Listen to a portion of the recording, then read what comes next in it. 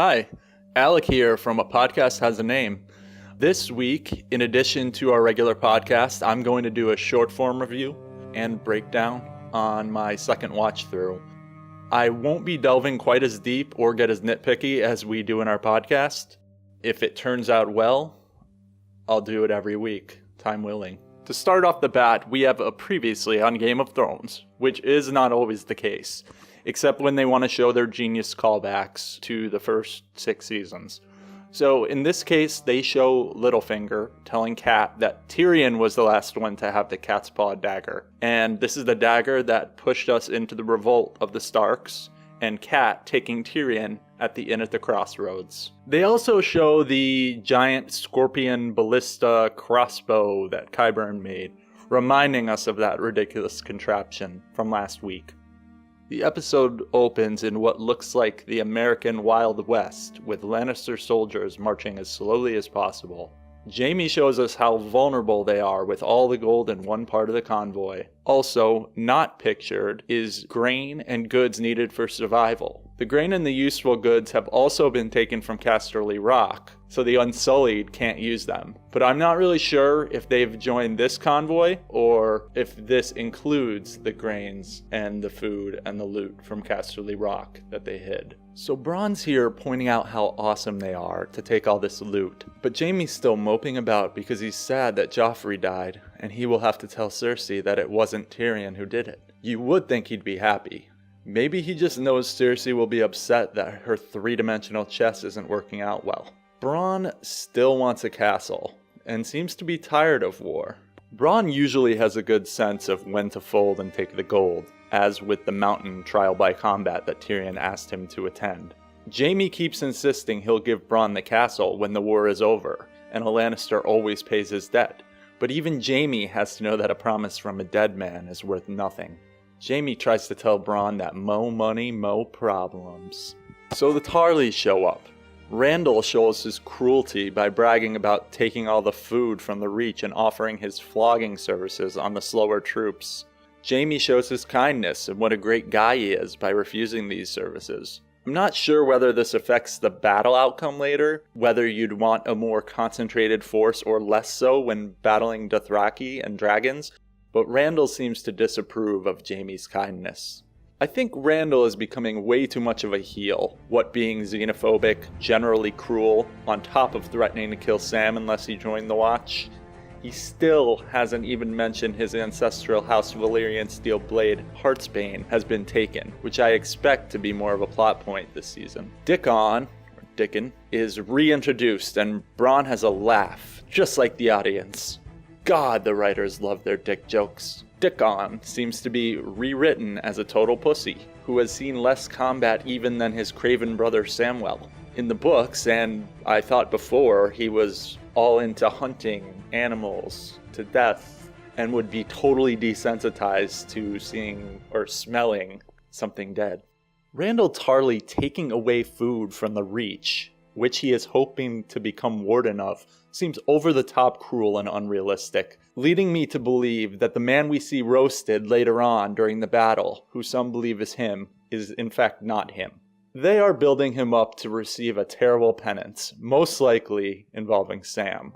There's no way the Heartsbane plotline is done. Now we get some witty banter from Tycho Nestoris of the Iron Bank of Braavos. He seems to lay on the flattery thick, comparing Cersei to Tywin. It's strange that when she calls him too kind, he says it's just business, baby. I love Mycroft. As a businessman, would you really want to do more business with Cersei when her business model is to bankrupt herself, then loot her former allies for the payments? How many more times can she viably do this? War does cause volatility, and just as in modern markets, volatility is when bankers make the most. That being said, in a simple two-choice market, betting on one side is a very non-diversified portfolio, leading me to believe that the Iron Bank will not back only one party. Taking a full loan payoff with someone else's gold, then issuing new loans on the vague business plan of securing the continent and everyone on it, seems well below the legendary acumen of the Iron Bank of Braavos. I suspect we wouldn't have this scene if the Iron Bank has a bigger role to play than just Cersei's unlimited resources. Cersei says she wants to recover something that belongs to her. Possibly her pride? I can't think for the life of me what it would be. Next scene, Bran meets with Littlefinger in the very room he was attacked before. Already, this makes the viewer uncomfortable. I feel like Littlefinger should never be left with anyone unattended. As promised, we're reintroduced to the Cat's Paws dagger, the Valyrian steel dagger that helped trigger the Stark-Lannister conflict. Littlefinger lies to Bran when he says he doesn't know who it belongs to. Bran is surely testing him, and has probably recently watched the scene that we watched in the intro of the episode. We still have no idea what Bran is thinking here, but if I were Littlefinger, I would be extremely creeped out and shook, as he seems to be not so subtly interrogating Littlefinger, as well as calling back dialogue he had only with Varys. Chaos. A gaping pit waiting to swallow us all. Chaos isn't a pit. Chaos is a ladder. Many who try to climb it fail. So he clearly worked hard on that dialogue. He'd remember saying it. That's why he looks so terrified when Bran says it. Bran states that he is no longer Lord Stark, which Littlefinger is pumped to hear. Mira luckily interrupts them, and Baelish scampers away. Mira is still wearing the same clothes, despite the fact that Bran now has had a wheelchair built for him since their arrival. Now here we have a heartbreaking scene where Bran acts cold-hearted. Mira breaks down as anyone would and says she's going to get Howland Reed. Maybe Bran knows that we need Howland to reveal Jon's daddy. Maybe Bran is just not checked in now. Either way, this scene will make you tear up after all the sacrifice on Mira's side. Cheers, Mira. Travel safe. Anyway, we get some Dr. Bran Hatton exposition. So Arya returns to Winterfell, and we get a goofy guard interaction that mirrors her return to Winterfell in Season 1. I didn't think this was extremely necessary, just that the guards kind of acted like dicks. How often does some rando come to the gate? Do they just punch little girls? I believe that the bigger guard is a musician who some people know of, so that explains the extended cameo. He's no Ed Sheeran. Luckily, Sansa believes them and heads down to the crypts where we get the reunion that was promised. I would really love it if the characters would have a conversation on screen about what happened to them, instead of implying that they will move forward now with the story. Arya could tell Sansa at least something, explain her training was for survival, and Sansa wouldn't be so judgy and doubtful as she appears later in the episode when she witnesses Arya's new uncanny water dancer abilities. Then Arya wouldn't have to explain twice about her kill list. Sansa would just know she's a psycho up front. It's not like she tries to hide it anyway. All in all, this is the Stark reunion that was promised. So far, that is. It's notable that faces are brought up, and Arya disses the Ned sculpture, which we actually don't have much of a timeline on. We don't see it when Sansa and Peter talk about Lyanna in the crypts in Season 6, so it must be a recent addition. I think it looks pretty awesome. I know I couldn't do better. I do sense some foreshadowing for some sneaky faceless man antics involving Arya, Sansa, and Littlefinger. Arya's abilities seem unhinged to physical face stealing, so it's almost suggesting that Arya thinks she could do better. A Ned-Arya combo?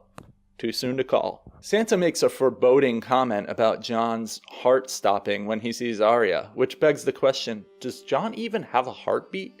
Come to think of it, Jon-Arya is the real reunion that was promised. So finally, Sansa tells Arya Bran is home too, and they go for the three-way Stark reunion, the most Starks to reunite since ever. I really hate to bring up the elephant in the room, but are they ever going to talk about Rickon? Bran seems to give Arya a better squeeze than he did Sansa. Maybe he's getting a grip on his abilities and becoming more grounded. I have a feeling that he's simply adjusting his behavior to act more warmly based on how people have been generally uneasy around him. Hey, I'm uneasy around him, and I know all the things he's been through. So I believe he's just getting better at interacting with people and the facade of presence. He's even learning to hug back. Bran explains vaguely again about his sight and confirms Arya's list of names, making Sansa visibly uneasy, but mildly entertained. Bran gives Arya the cat's paw blade, showing tacit approval of her extracurricular killings, possibly in response to something he's foreseen in her future. Arya, of course, loves it. Since Bran hasn't given us much to go on, we'll have to carefully watch his every move and assume that he's making them in accordance with his timeline. We don't know if he's seen himself give it to her, seen her with it in the future, or seen something dangerous happen to her, which the blade will help defend against. Heading back to the courtyard, we see Brienne and Podrick standing around, Pod looking about 10 years older than we last saw him.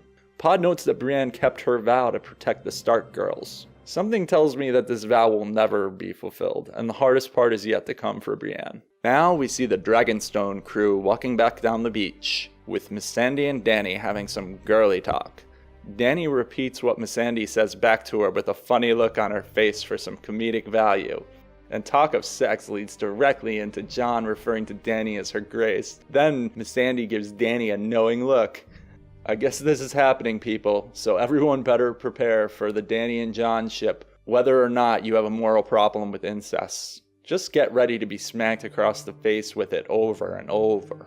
Jon wants to show Dany some cool cave paintings he found that were made allegedly by the Children of the Forest. The recurring symbols are shown. The theta that Dany used for her pyre, and the others used to organize the dead bodies in the first scene of the series.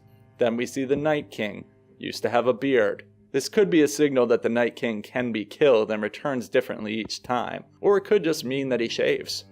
This scene has so much sexual tension you can cut it with a knife. I don't know how I feel about it. It's not that it's not well done, it just seems a little forced. I suppose I'd feel misled and let down if they end up not being romantically involved. Insert Jon cave sex joke here, and they head out of the cave. Now Dany gets her bad news and realizes she's not really good at military strategy, and she acts pretty petty, telling Tyrion that he perhaps doesn't want to kill his family. Later in the episode, we see that as far as Jaime goes, this is the case. Jon is forced to give Dany war advice about sparing castles, cities, and small folk from bloodshed while staring off at the dragons. As we see later, Dany takes this advice, technically, instead using her dragons on people.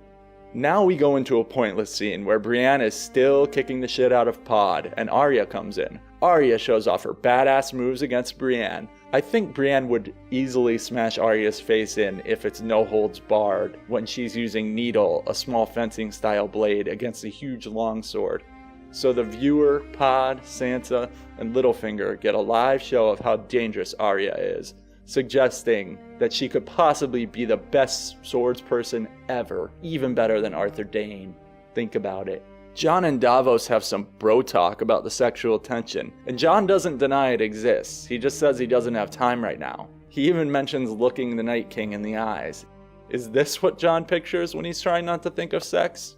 Davos is remarkably jolly in these scenes. I guess he's finally adjusting to the loss of Stannis. He goes on to flirt with Missandei again and asks her about why she's acting like a slave if she's no longer a slave. Jon awkwardly apologizes to Missandei when he hears that she was taken as a child. They have a long generic talk about how devoted she is to Dany. And just when things get slow, Theon Greyjoy shows up. The encounter is as awkward as you would imagine, with the expected outcome. Jon acknowledges Theon is a scumbag, but realizes that his arc is still super important, so lets him go. So now we head over to Westworld. I guess this is the Reach, but it certainly looks like the American West. I'm going to greatly summarize this battle because it's the type of thing you really have to see for yourself. This is right up there with Hardhome, Blackwater, and Castle Black as far as its epic cinematic splendor. It seems to have taken pages from Saving Private Ryan, Apocalypse Now. I can't think of really any other war movies that capture the fear and chaos that this brings to the table. Seeing the Dothraki horde in all its glory was very satisfying, and until now, I never connected why they are called screamers. The horse surfing seemed a little over the top, like Abraham Lincoln Vampire Hunter, but I think they made it work in this scene. The use of Drogon cements in our minds the fact that these are weapons of mass destruction, not to be used except in an emergency situation such as this. This makes me yearn for a prequel set in the Targaryen Blackfyre time period. Even though it would be expensive as hell, seeing two dragons go at it would be so worth it. For all we know, that's in the cards for the end of this series. I can't count how many times I switched sides for who I was rooting. I certainly didn't want a dragon to be killed at the first introduction of the Scorpion Ballista, as it just seems too easy to kill them. I certainly didn't want Drogon to kill Bronn, though I fear his time will soon come. That being said, I've thought Bronn was going to die since Jaime forced him to leave his wife Lawless and Castle Stokeworth and head to Dorne. I am 100% certain Jaime has enough plot armor to make it to the end of this season at least, and that he will end up killing Cersei in a final sacrifice for the realm. I didn't expect Tyrion to go to the battle, and that was strange, but it was awesome seeing him so close to Jaime, and the fact that their plot is unresolved leads me to believe that Jaime will be captured by Dany. I see no other way for him to escape his current predicament alive. His plot armor's gotten him this far, and when it came to Jaime, while everyone else was getting torched, the dragon breath only felt slightly warm when there was visibly fire. When it came to the convoy and all the goods, they were like explosives in their own right, sending flames and expanding blast of air in every direction. The puddle he was running next to also became very deep, very fast, saving his life. Although he was unconscious and being dragged down to the bottom at the outset of the episode, I suspect that he and Bronn will be fished out by Dothraki at the beginning of the next episode, and will have a talk with Dany and Tyrion. At the outset of the scene, we have now established how hellish a dragon is in battle. Although taking Jon's advice to not use the dragons on castles and cities, Dany is certainly willing to destroy caravans of food and supplies meant for the small folk. The Tarleys are missing, but presumed not dead. I did notice there was a bald man who looked to get roasted, but I'm 99% sure that's not Randall Tarley, as he still has the plotline to finish with Sam. I'm not saying he and Dickon are safe from here on out. There was just nothing in this episode that leads me to believe that they were killed. In fact, the earlier dialogue makes me think perhaps new, more naive Dickon may survive the entire ordeal. So this concludes my first review of the 4th episode of Season 7. I'm still scheduled to record a podcast has a name with Saul, so expect that in the next few days.